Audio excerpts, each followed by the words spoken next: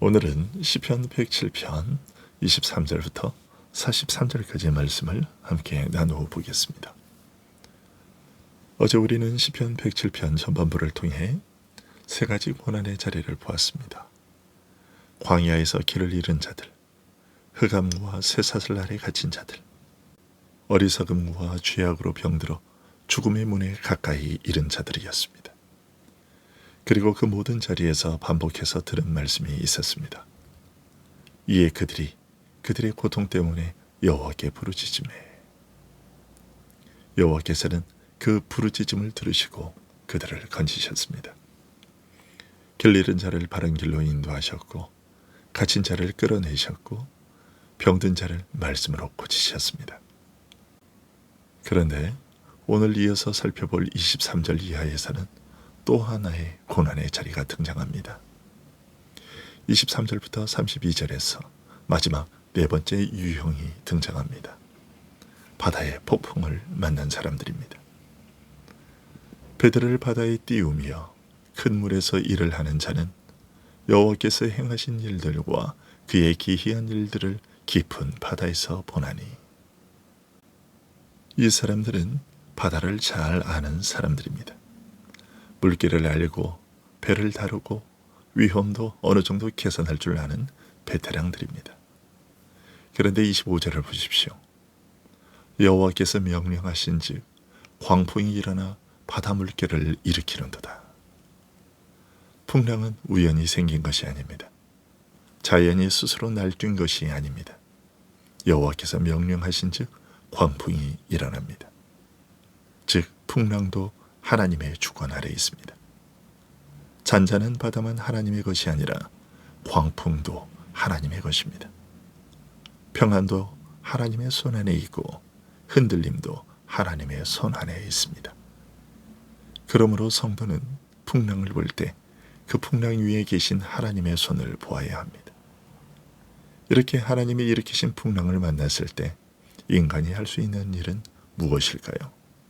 26절과 27절입니다. 그들이 하늘로 솟구쳤다가 깊은 곳으로 내려가나니 그 위험 때문에 그들의 영혼이 녹는도다. 그들이 이리저리 구르며 취한 자같이 비틀거리니 그들의 모든 지각이 혼돈 속에 빠지는도다. 아무것도 없습니다. 27절 끝에 그들의 모든 지각이 혼돈 속에 빠지는도다 라는 이 말을 직역하면 그들의 지혜가 다 삼켜진다, 그들의 기술과 분별이 막다른 데 이른다 라는 뜻입니다. 풍랑 앞에서는 인간의 지혜가 아무 쓸모가 없어진다는 것입니다. 바다를 알던 자들도 소용없습니다. 경험도, 기술도, 계산도, 판단도 다 무너집니다. 하나님께서 일으키신 광풍 앞에서는 인간의 지혜가 자기 한계를 드러낼 뿐입니다. 인간은 자기 기술과 자기 통제력으로 세상을 다룰 수 있다고 생각하지요. 내 경험이 나를 지켜줄 줄 압니다. 내 지혜가 내 삶을 안전하게 만들 수 있을 줄 압니다. 그러나 하나님께서 풍랑을 일으키시면 인간의 지혜는 더 이상 붙잡을 것이 되지 못합니다. 그때 사람들은 비로소 자기가 피조물임을 압니다. 자기가 주인이 아니었음을 압니다. 자기가 세상을 다루는 자가 아니라 하나님 앞에 서 있는 존재일 뿐임을 압니다. 이 점에서 풍랑은 단순한 재난이 아닙니다. 풍랑은 인간의 교만을 무너뜨리는 하나님의 손입니다. 내 지혜가 너를 살릴 수 있느냐? 내 경험이 너를 지켜줄 수 있느냐? 네가 진짜 주인이냐? 하나님은 풍랑을 통해 인간의 거짓된 자립심을 흔듭니다. 이들이 할 수 있는 일이라곤 앞선 세 가지 유형의 사람들의 것과 다르지 않습니다. 이에 그들이 그들의 고통 때문에 여호와께 부르짖으매, 왜 그제서야 부르짖습니까? 자기 지혜가 더 이상 쓸모없다는 것을 알았기 때문입니다. 자기 손으로는 더 이상 살아날 수 없다는 사실이 드러났기 때문입니다. 그때에 하나님께서 움직이십니다. 그가 그들의 고통에서 그들을 인도하여 내시고 광풍을 고요하게 하사 물결도 잔잔하게 하시는도다. 풍랑을 일으키신 분이 누구십니까? 하나님이십니다. 그 풍랑을 잠잠하게 하신 분은 또 누구십니까? 역시 하나님이십니다. 그러므로 성도의 평안은 풍랑을 일으키시고 또 그 풍랑을 잠잠하게 하시는 하나님께 달려 있습니다. 30절은 말합니다. 그들이 평온함으로 말미암아 기뻐하는 중에 여호와께서 그들이 바라는 항구로 인도하시는도다. 얼마나 큰 위로입니까? 하나님은 단지 풍랑을 멈추게 하시는 데서 끝나지 않으시고 항구까지 인도하십니다. 혼돈의 바다에서 끝나게 하지 않으시고 마침내 쉼의 자리로 데리고 가십니다. 이것을 경험한 자들이 노래합니다. 여호와의 인자하심과 인생에게 행하신 기적으로 말미암아 그를 찬송할지로다. 백성의 모임에서 그를 높이며 장로들의 자리에서 그를 찬송할지로다. 우리 삶에도 이런 풍랑이 있습니다. 어떤 것은 나의 죄 때문에 오지만 어떤 것은 전혀 예상치 못한 하나님의 손길처럼 밀려옵니다. 그때 우리는 먼저 왜 이런 일이 일어났는가만 묻기 쉽습니다. 그러나 시편 107편은 그보다 더 깊은 질문을 하게 합니다. 이 풍랑 앞에서 너의 지혜가 지금 어디 있느냐? 이제 누구에게 부르짖겠느냐? 풍랑은 인간의 지혜를 무너뜨리고 하나님께 부르짖게 만듭니다. 이렇게 풍랑은 하나님께 돌아오게 하기 위한 도구가 됩니다. 이제 시편은 한 걸음 더 나아갑니다. 하나님의 주권의 또 다른 예를 우리에게 펼쳐 보입니다. 33절입니다. 여호와께서는 강이 변하여 광야가 되게 하시며 샘이 변하여 마른 땅이 되게 하시며 그 주민의 악으로 말미암아 옥토가 변하여 염전이 되게 하시며 또 광야가 변하여 못이 되게 하시며 마른 땅이 변하여 샘물이 되게 하시고. 하나님은 강을 광야로 바꾸시고 샘을 마른 땅으로 바꾸시며 반대로 광야를 못으로 바꾸시고 마른 땅을 샘으로 바꾸기도 하십니다. 또한 줄인 자들로 말미암아 거기에 살게 하사 그들이 거주할 성읍을 준비하게 하시고 밭에 파종하며 포도원을 재배하여 풍성한 소출을 거두게 하시며 또 복을 주사 그들이 크게 번성하게 하시고 그의 가축이 감소하지 아니하게 하실지라도 다시 압박과 재난과 우환을 통하여 그들의 수를 줄이시며 낮추시는도다.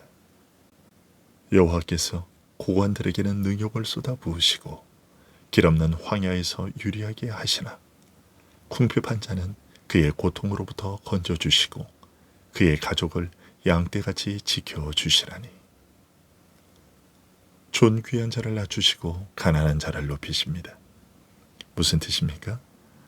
하나님은 단지 개인의 사정뿐만 아니라 환경과 역사 자체를 뒤집으시는 주권자이시라는 뜻입니다. 광야도 그분의 손 안에 있고 샘도 그분의 손 안에 있습니다. 이것을 경험한 정직한 자는 보고 기뻐하며 모든 사악한 자는 자기 입을 봉하리로다. 마지막 43절은 이 시편의 결론을 다음과 같이 내립니다. 지혜 있는 자들은 이러한 일들을 지켜보고 여호와의 인자심을 깨달으리로다. 여기서 지혜란 고난을 피하는 기술이 아닌 삶의 여러 환난 속에서 하나님의 인자를 읽어내는 것입니다. 방황 속에서도, 결박 속에서도, 병듦 속에서도, 풍랑 속에서도 하나님이 어떤 분이신가를 배우는 것이 지혜입니다. 시편 107편은 우리에게 길을 잃었는가? 그렇다면 부르짖으라. 갇혔는가?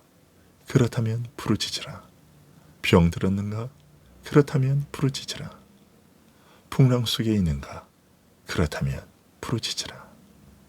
그리고 건진받은 뒤에는 단지 문제가 풀렸다고 끝내지 말고 그 속에서 드러난 하나님의 인자심을 깨달으라고 알려주고 있습니다. 그리고 우리는 이 시편을 예수 그리스도 안에서 더 깊이 익습니다. 길 잃은 자를 바른 길로 인도하시는 분도 그리스도이십니다. 어둠과 결박에서 끌어내시는 분도 그리스도이십니다. 말씀으로 고치시는 분도 그리스도이시고, 풍랑을 꾸짖으시고 바다를 잠잠하게 하신 분도 그리스도이십니다. 특히 복음서에서 주님께서 바람과 바다를 꾸짖으시자 큰 잔잔함이 임한 사건은 시편 107편의 하나님이 바로 예수 그리스도 안에서 자기 백성 가운데 계심을 보여줍니다. 그러므로 시편 107편의 모든 구원은 결국 예수 그리스도 안에서 더욱 밝고 풍성하게 성취됩니다. 그러니 여러분, 고난의 모양만 보지 마시고 그 고난을 다스리시는 하나님을 보십시오. 특히 풍랑을 만날 때면 인간의 지혜를 더 굳게 붙들지 말고 그 지혜를 무너뜨리시는 하나님 앞에 엎드리십시오. 나의 경험과 나의 계산과 나의 통제력을 믿지 말고 광풍을 일으키시고 잠잠하게 하시는 하나님께 부르짖으십시오. 그리고 건짐받는 것에서 끝나지 말고 그 건짐 속에 드러난 하나님의 인자하심을 깨달으십시오. 여호와께 감사합시다. 그는 선하시며 그의 인자하심이 영원하십니다. 방황하는 자를 인도하시고 갇힌 자를 끌어내시고 병든 자를 말씀으로 고치시며 풍랑 속에서 우리 인간의 지혜를 무너뜨려 오직 하나님만 바라보게 하십니다. 그리고 마침내 항구로 인도하시는 하나님이십니다. 그분을 의지하십시다. 고난의 종류보다 크신 하나님을 바라보고 건짐 자체보다 그 속에 드러난 여호와의 인자하심을 더욱 깊이 깨달으십시오. 오늘도 우리를 흔들어 자기 지혜를 버리게 하시고 부르짖게 하시고 마침내 구원하시는 하나님만 붙들며 사는 우리 모두가 될 수 있기를 소원합니다. 기도하겠습니다.